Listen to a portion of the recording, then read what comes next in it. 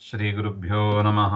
कान्ताय कल्याणगुणैकधाम्ने नवद्युनाथप्रतिमप्रभाय नारायणायाखिलकारणाय श्रीप्राणनाथाय नमस्करोमि।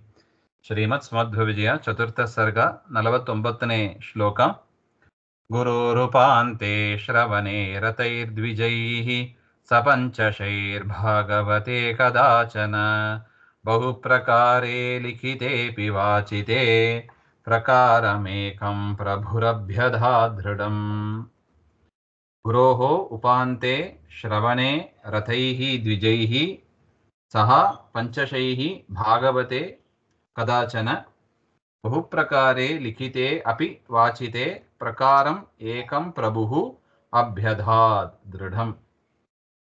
ಅಂದ್ರೆ ಕದಾಚನ ಗುರೋಃ ಉಪಾಂತೆ ಶ್ರವಣೆ ರಥೈಃ ಪಂಚಶೈಃ ದ್ವಿಜೈಃ. ಅಚ್ಯುತ ಪ್ರೇಕ್ಷರು, ಗುರುಗಳಾದ ಅಚ್ಯುತ ಪ್ರೇಕ್ಷರು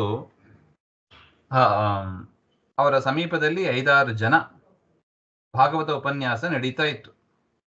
ಶ್ರೀಮದ್ ಭಾಗವತ ಉಪನ್ಯಾಸ. ಬಹುಪ್ರಕಾರೇ ಲಿಖಿತೆ ಭಾಗವತೆ ವಾಚಿತೇಪಿ.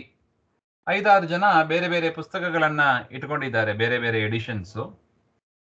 ಆ ಒಂದು ಪರ್ಟಿಕ್ಯುಲರ್ ಶ್ಲೋಕ ಬೇರೆ ಬೇರೆಯಾಗಿ ಇದೆ. ಒಂದೊಂದು ಪುಸ್ತಕದಲ್ಲಿ ಒಂದೊಂದು ರೀತಿ ಇದೆ.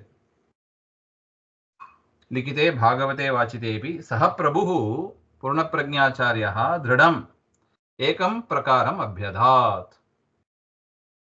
ಆದರೆ ಪೂರ್ಣಪ್ರಜ್ಞಾಚಾರ್ಯರು ಬೇರೆ ಬೇರೆ ಪಾಠಗಳು ಇದ್ರೂ ಕೂಡ ಒಂದೇ ಒಂದು ಪಾಠವನ್ನ ಮಾತ್ರ, ಅಂದ್ರೆ ಒಂದು ಪುಸ್ತಕದಲ್ಲಿ ಇದ್ದ ಪಾಠಕ್ರಮ ಮಾತ್ರ ಸರಿಯಾದದ್ದು, ವೇದವ್ಯಾಸರಿಗೆ ಸಮ್ಮತವಾದದ್ದು ಅಂತ ಹೇಳಿದರು.